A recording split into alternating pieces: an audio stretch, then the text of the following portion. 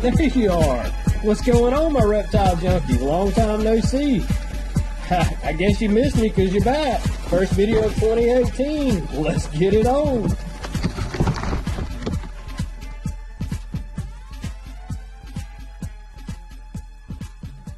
Like I said, guys, first video of 2018. I guess I need to start by saying I'm sorry. It's actually a month into 2018, and I think this is the longest I've went without making a video, isn't it? I would say so. This has been a long break for us. And you know, guys, I enjoy doing this, but with the cold weather and I've been so busy with work, it's just, April's got the camera a couple times and I just have not felt it. I guess it was forced positivity. Yeah, And definitely. I looked at the videos and I was like, man, this sucks. And that's never a good thing. I just deleted it. It's hard to force yourself. If you're not in the mood, it's not going to be a good video. And it wasn't. I mean, really, a couple videos I've done, I was like, oh, I can't put this out here. You want to have your heart in it, you know? No, I didn't. I've still been watching videos, but man, I've had cabin fever so bad. And, it seems like the days that it has been pretty, I've been so slammed with work that I just hadn't had time to really do anything. And I know how it's been so nasty and dreary. Yeah, and today it's raining and stuff, but I was like, I got to get a video out there. So guys, I'm sorry. I'm going to try to force myself, not to force positivity, but at least start trying to do a video where I do like a critter spotlight. This video, we're actually going to kind of start that trend. I've been asked about the Timor Monitors, Timor Monitors, however you want to say it, how I care for them, how they've been, being that they're a dwarf species of monitor, and I mean a really good all-around starter monitor to get into. So we're going to talk about that in the video, but the lights just come on, some stuff's still out. I mean, I know it's been a minute since we've done one, so if you want to pan around on some stuff, you know, Mr. Hi, guy. Spiny tail iguana. You won't see up close, but he can get you maybe some better really, shots with the big camera. He's definitely really starting coming around. to come around if you don't come up here and bite me. Yeah. So oh, yeah, he might think you're a cricket. Yeah. He will come and eat out of your hand. It's so cool, but he is so crazy fast. Oh, it is insane how fast he is. And Mr. Cottonmouth, they're doing good, guys. The enclosure's worked out like a champ. The moonshine enclosure. Just a minute, baby. Am I in the glare? Yeah, well, I can see like your shirt and him at the same time, so.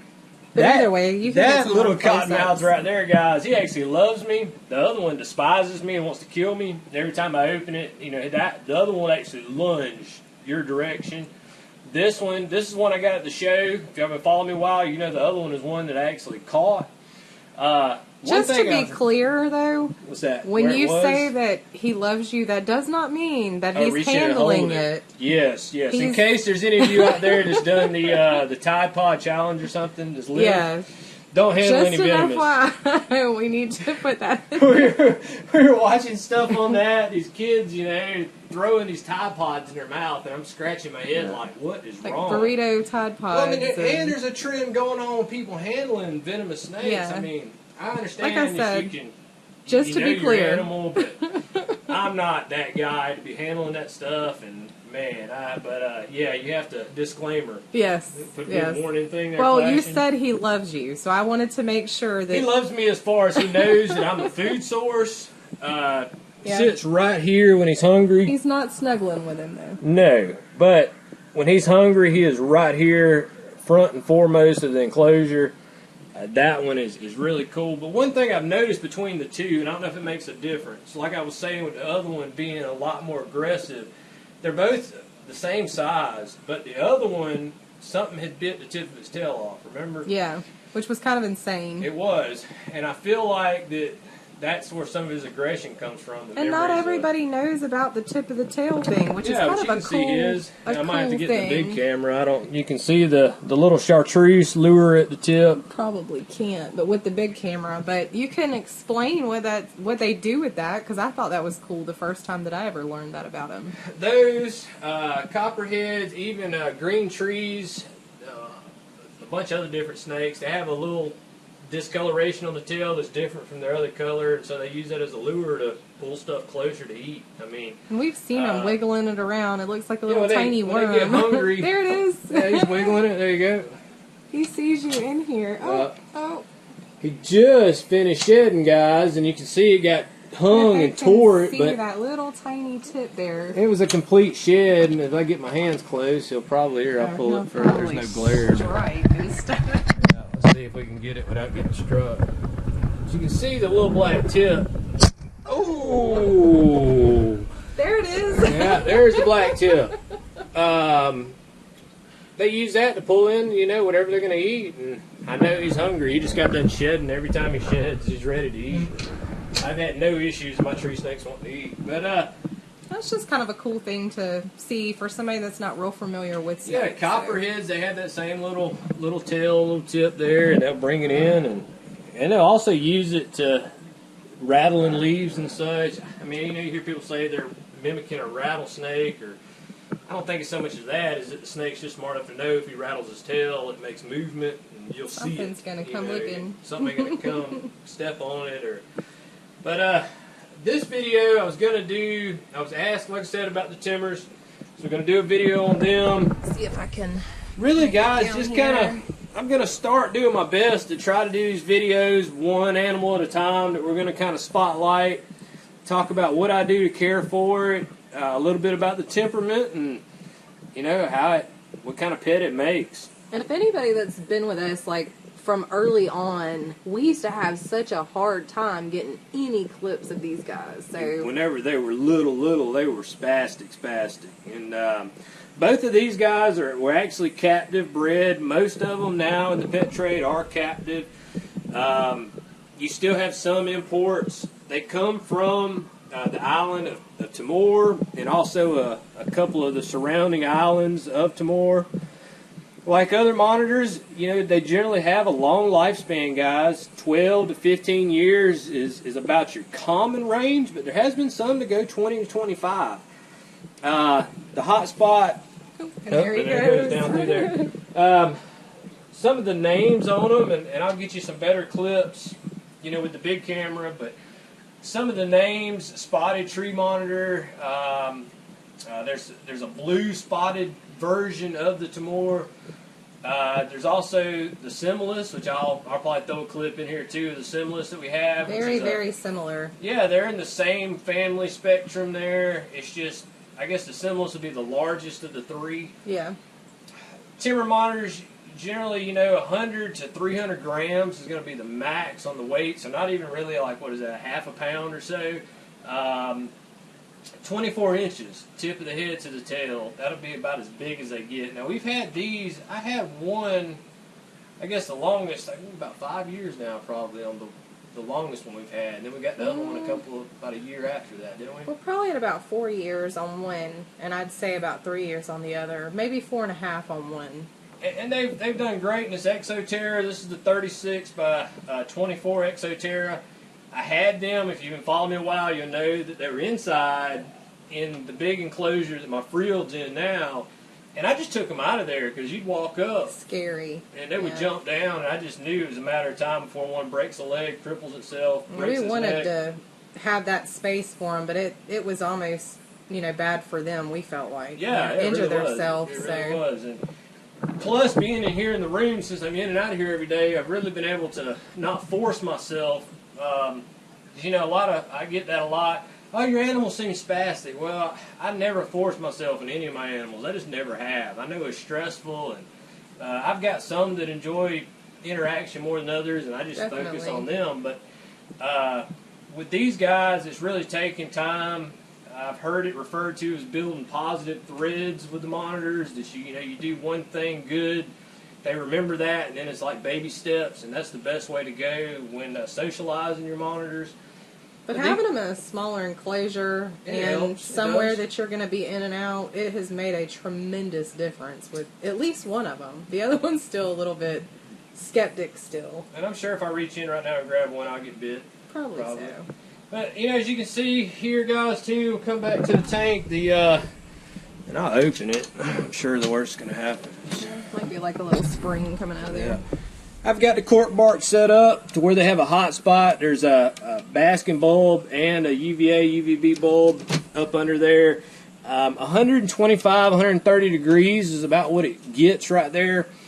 As long as you keep your ambient temperaters no lower than 78, they prefer 80 degrees ambient, but this room, you know, stays, it never gets any lower than 78 in here. They do, even though they name the Spotted Tree Monitor, and they do spend a lot of their time up in the canopy and such, I have seen them where they love to dig. They'll get up under the water bowl.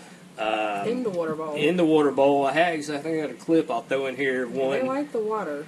They'll sit there and bask. Soak in the water, get up and bask, get back and soak. I feed them. I haven't seen a monitor yet that doesn't actually get in the bowl and soak for at least some amount of time, or use the bathroom, one of the two. Yeah, ours are all. That's one thing I love about the monitors. You know, they get this rap that they're so hard to keep, and there's just so many different opinions out there, guys. And I try not to get into the opinions and the matches with, you know, the keyboard warriors and stuff on monitor care, because there's so many variables with keeping reptiles in general that you have to think about. I mean, us being, like, I'm in Georgia, for instance. Well, you know, it doesn't get as cold here. It stays humider here than, you know, places further up north. Exactly. Same with people in Florida. Yep. So your level of care and things that you have to do, you have to tweak, all depending on where in the region that you are. That's exactly right. And it's a good point. Just because something works for me, you know, I may have somebody in Michigan or Washington that wants to argue and say, hey, no, that ain't. Well, it might not work for them up there, but it does for you, you know. So you have to. There's so many variables in keeping an animal healthy and thriving that flying through. And that's not to say that some things aren't going to stay the same no matter what. But yeah. I mean, there's always going to be that status quo of stuff, but I mean, just temperatures, humidity, proper water, keeping a water source, your husbandry, all that comes into play in this huge circle, and that's what makes it so much fun. You know, it's I hear that a lot, and I see that, you know, in other YouTubers. They, you know, why you got so many animals? And what? I don't like to garden. Because we're freaks. Yeah, you're freaks. I don't like to garden, but this is my version of gardening, you know. And I'm not the smartest on this stuff, guys. There's scientific names I can't even hope to pronounce in my lifetime.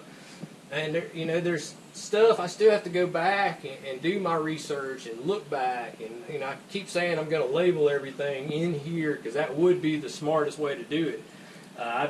There again, that's one of the things I've been lazy, putting energy in other places. But to be clear, pronouncing the scientific name does not affect your care. No, it doesn't. As long as you know what it is and how to take care of it, and you do your research, you'll do fine. And back to the Timors, though, I feed them a variety. You know, I do a canned cat food, like a good Blue Buffalo or Nature's Diet or one of the expensive brands. I think I got some in the house. I'll throw some clips in here of that. I do a dubia roach colony, as you saw in the intro of the video, me unboxing the crickets. I don't keep crickets. I can't stand them. They stink. Yeah. My local gas station guy. And it lures ants in. Oh, it does. We have ants, something awful being as close to the lake as we are. My local gas station guy, though, he always gets my crickets for me. I love that. I can just pick them up right there once a week normally. Sometimes I'll skip a week with him, just depending on how heavy I've been feeding. And I think during the winter time, too, they tend not to eat quite as much. So. And I do slow down on the feeding because we do kind of go into a cooler area. And in here, it's pretty much the same, but I have to winterize, like the Tegu and Poseidon. They're all winterized, and I guess that'll be another video. But that's... I hope I covered it all. I feel like I'm sitting there going through my head like, what else was it, you know? Importance of water, temperature we went over, food. I was on food. Like I'm saying, I have roaches. I got sidetracked with the crickets, thinking about the nasty smell of the crickets. I got 2 different roach colonies. I'm sure I'm going to be just firing different clips of that stuff in here, guys, in this video. But my Madagascar hissers, I don't feed those to these, but... the Savannah loves the hissers. Definitely. The Tegu loves the hissers. I think Poseidon's a little bit undecided. He doesn't really like them. It's like, what is that thing? Yeah, he'll look at it and try to eat it, but Poseidon's so We spoiled. should actually do a video of that. That would be funny. Showing how he looks at it. Yeah, because what is that? You're serious? It's funny, actually. But the dubia roaches, I feed them, and I just kind of mix it up. My colony of dubia roaches, especially right now, I'm having a time keeping the temperatures up enough with them. I have no issue with that during spring and summer. So they're not really reproducing as quick as they normally do.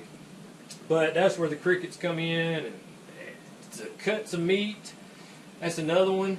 We do turkey and chicken and beef heart and we salmon did a and whole turkey for the first time the other day. That was we interesting. did. That was I don't know. I've still got mixed emotions on that one. It was kind of rough.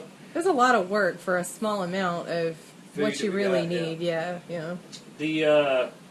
But all of that, it's just a constant change in the food sources, and I do that with all my monitors. They get, insect diet, fish diet. Fish is a great protein.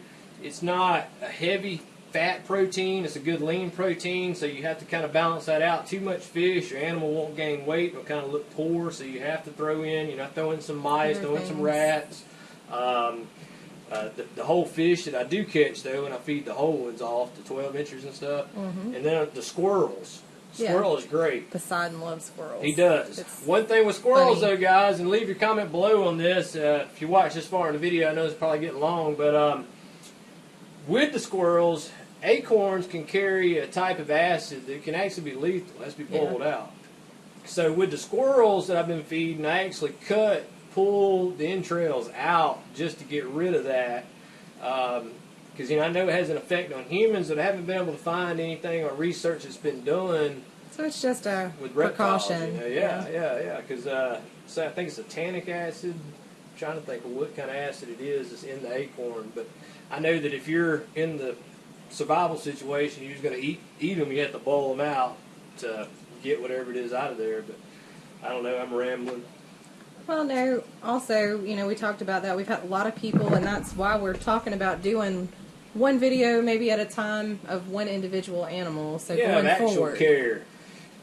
Because we get so many. What about this animal? That animal. So I'm going to do my best, guys, to every video try to throw in maybe just even a short segment. He's coming back up. Yeah. Well, wait. I'm not going to spook him so you can get some good clear shots with the other camera. I will. Coming back up the bass. There's one of them. If I open it, he's going to split. I'm going to try it, though. Oh, and gone. I promise I'll get some better clips of both of them. The other one's back there in the back. There. Pop it open and go in. Just don't want one to come right out. That's happened in the video. Take it on the side. Probably get it from this side. This one's being the leaf. But Kimberly rock monitors is one that I've seen that's kind of really close. I really like those. I've never had any of the desert species though.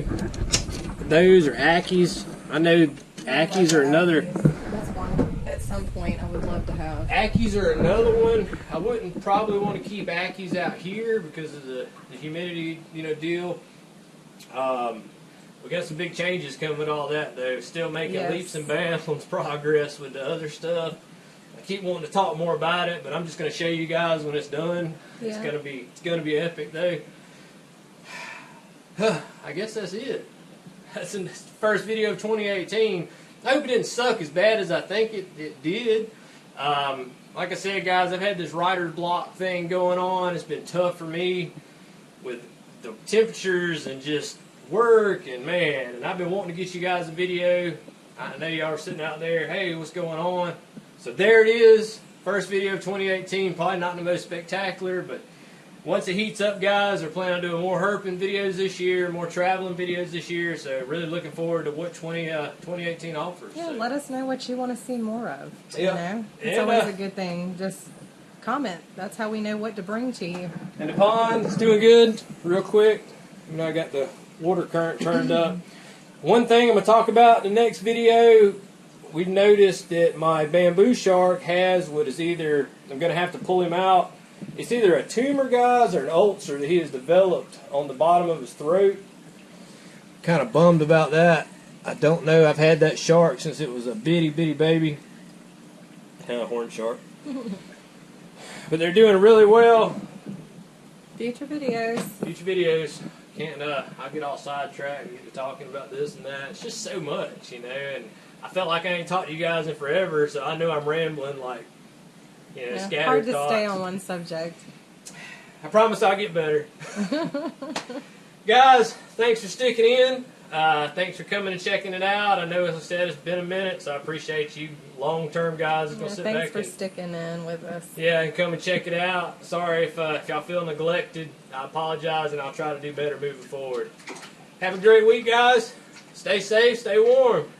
We'll see you next time. Thanks, guys.